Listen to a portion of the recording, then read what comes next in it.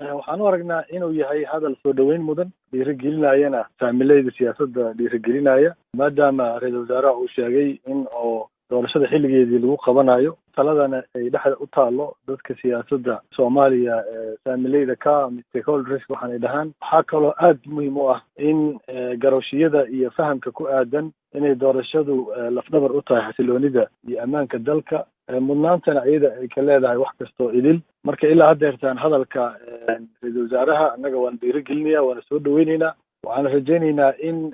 ficil loo turjumo oo hadal dhaafo marka maxaad ka fahantay nooca doorasho ee uu ra-iisul wasaaraha sheegayo waxaan ka fahmay doorasho in laga wada hadlayo oo dadka saamilayda siyaasadda ku wada jiro o dhan ay ka wada hadli doonaan oo miiskooda hadalka la isugu imaanayo oo laga talagelinayo marka qaabka iyo nooca ay noqon karto doorashada waxaa go-aankeeda markaa yeelanaya dadka doorashada ay qusayso iyagoo matalaya shacabka soomaaliyeed wakiil uga ah matalaada ay ku matalayaan go-aankaas aan rajaynaynaa in dowladda garowshiyada ay ka bixisay in la wada hadlo oo masiirka dalka waxyaalaha ah ee doorashada kow ku tahay laga wada hadlo inay garowshiyo bixiso arrintaas annaga aad iyo aad ay muhiim noogu tahay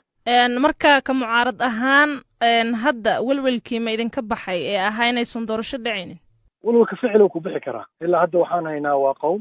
waxaan fiirinaynaa annaga oon daba taagannahay in qowlkaas loo bedelo ficil loo bedelo oo tilaabta ugu horeysa oo la qaadana ay noqoto in laga dhabeeyo in dadkii stakeholderska wadatashi ay isugu imaadaan waad la socotaa dowladda muddo sanad ah iyaga iyo maamul goboleedyada ma aysan wada hadal arrimo nabadgeliyo iyo mid dastuur iyo mid doorasho waxay ka wada hadleen ma jirto dowladda iyo xisbiyada mucaaradka ma wada hadlaan ma furna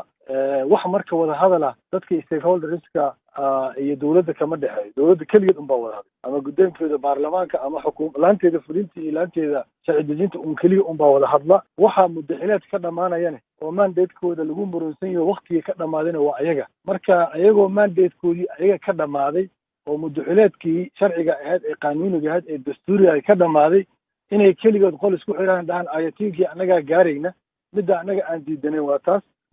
dowladda guddi baarlamaan oo arrimahan doorashada u xil saaran ayay samaysay xukuumaddana hadda sidan ayay leedahay marka ficil markaad leedahay maxaad ula jeedaa ficil waxaan doonayaa in la garowsado guddigaas hawsha oo ku maqnaa inaysan howl haddeertaan waaqaca aysan ahayn oo guddiga haddaad warsato oo dhahdo maxaad ku maqan tihiin waxay ku leeyihiin doorasho qof iyo cod aan ku maqannahay doorasho qof iyo coda aad iyo aad ay dadka soomaaliyeed u jecel yihiin annagana aan u rabnaa inay muwaadinka soomaaliyeed xaq helo oo isaga codeeyo laakiin waa shaqo aan lasoo qabanin marka waxay noqotay gabaad lagu raadinayo muddo kororsi waxaana taas daliil u ah guddiga doorashada ammaanna gacan kuma hayo meel kuma oga dhaqaalena meel kuma oga heshiis siyaasadeed oo dadkii siyaasadda isku hayay heshiis ay yihiinna ma oga haddaad warsatana waxay ku leeyihiin diyaara nahay maxaa inii diyaara haddaad dhahdana wax u diyaara ma jiraan marka keliya inay marsiyo laga dhigto la yidhaahdo waxaa la qabanayaa doorasho qof iyo coda oon dhaqaalaheedii miisaaniyad dowladda lagu darin oo amnigeedii aan laga shaqaynin oo heshiiskii siyaasadeeda kudhici laheed laga shaqaynin oo farsamadii kudhici laheed aan laga shaqaynin oo dadkii ay khusaysay aan laga talagelin yaa la rabaa in laga soo shir tago oo la yidhaahdo si doorashadaas loo qabto wakti dheeraad ah oo sanooyin iyo bilaal loo baahan yahay in lagu daro oo maalin kastana la yimaado o la yidhaahdo doorashadii lama qaban kara waktiyaa loo baahan yahay marka xalaalaysi muddo kororsi ah yaa annaga aaminsanahay guddigaas wuxuu ka shaqaynaya inuu yahay